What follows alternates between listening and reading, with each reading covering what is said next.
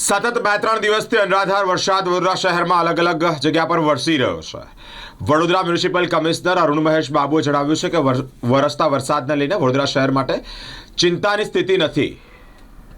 અલગ અલગ જગ્યા પર કોર્પોરેશનના અધિકારીઓ દ્વારા ધ્યાન રાખવામાં આવી રહ્યું છે. ઉપરવાસમાં વરસેલા વરસાદને કારણે નદીનું જળસ્તર પણ વધી રહ્યું છે. તેને લઈને પણ ચિંતાજનક માહિતી નથી. મ્યુનિસિપલ કમિશનર તે અંતર્ગત નિવેદન આપી રહ્યા છે.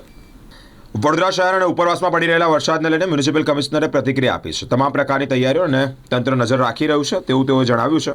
વરસાદ પડી રહ્યો છે. હાલોલ તરફથી આજવામાં આવતા પાણી પર પણ નજર રાખવામાં આવી રહી છે. હાલની સ્થિતિ અને વરસાદી કાસ અને વિશ્વામિત્રીની જે કામગીરી થઈ રહી છે તેને લઈને પાણીની કેપેસિટી વધી છે. અત્યારે કોઈ ચિંતાજનક સ્થિતિ નથી.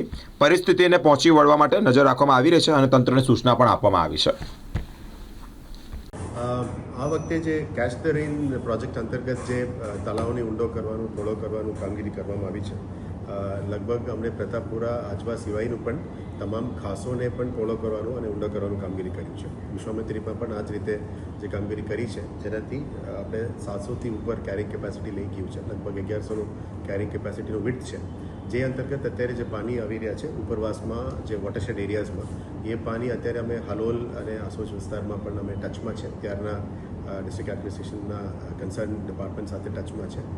હાલ આપ જોઈ શકો છો કે જે ઉપરવાસમાં જે પાણી પડી રહ્યા છે એ વોટરશેડમાંથી સીધો વડોદરામાં આવવાની છે અને વડોદરાની માં આવે એટલે અમને પ્રતાપપુરામાં પહેલાં અમે ફિલ કરીએ છીએ અને પ્રતાપપુરાની ગેટ્સને પણ અત્યારે ખુલ્લું રાખવામાં આવ્યું છે જેથી કરીને પાણી 3 થી 4 કલાક પછી લગભગ 4 થી 6 વાગ્યાની આજુબાજુ એ પાણી વડોદરાથી નીકળી જશે.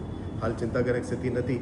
સ્વાભાવિક છે ઉપરવાસમાં પાણી હોય તો વડોદરાવાસીઓની ચિંતા વધી જતા હોય છે પણ અમે આ રીતનું અત્યારે પ્લાનિંગ કર્યું છે જેથી કરીને Ajwa is on holding capacity જે રૂલ લેવલ અમે મેન્ટેન કરીએ છીએ પણ જેટલું પણ પાણી ઉપરથી આવે છે અને અલગ અલગ ટ્રિબ્યુટરીઝમાંથી અત્યારે નીકળી રહ્યા છે અને જે ખાસો છે ખાસની પણ અત્યારે સફાઈ જે પ્રી મોન્સૂન બેંક કરી છે આમાંથી પણ અત્યારે પાણી બહાર નીકળી રહ્યા છે અને આજનું વાત કરીએ તો આજવામાં લગભગ 9 mm થયું છે.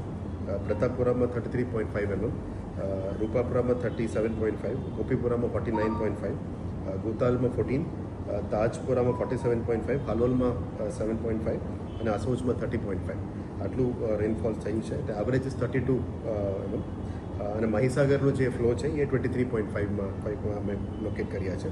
વડોદરા સિટીની વાત કરીએ તો લગભગ સાઉથ ઝોનની અંદર વધારે ઇશ્યુઝ નથી.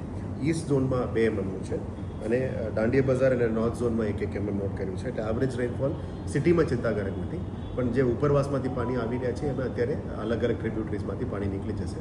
એટલે અમે આ ફ્લડ મેનેજમેન્ટ પ્લાન પ્રમાણે અત્યારે ચાલી રહ્યા છીએ. ગયા વર્ષે પણ ઓગસ્ટનું જે લાસ્ટ વીક હતું એ વડોદરાવાસીઓ માટે 216 વનરેબલ પોઈન્ટ્સ છે. એ વનરેબલ પોઈન્ટ્સ ઉપર કાળજી રાખી રહ્યા છે. જે જગ્યામાં ડીવોટરિંગ પમ્પ્સની જરૂરિયાત છે એ પણ એક્ટિવેટ કરી દીધી છે.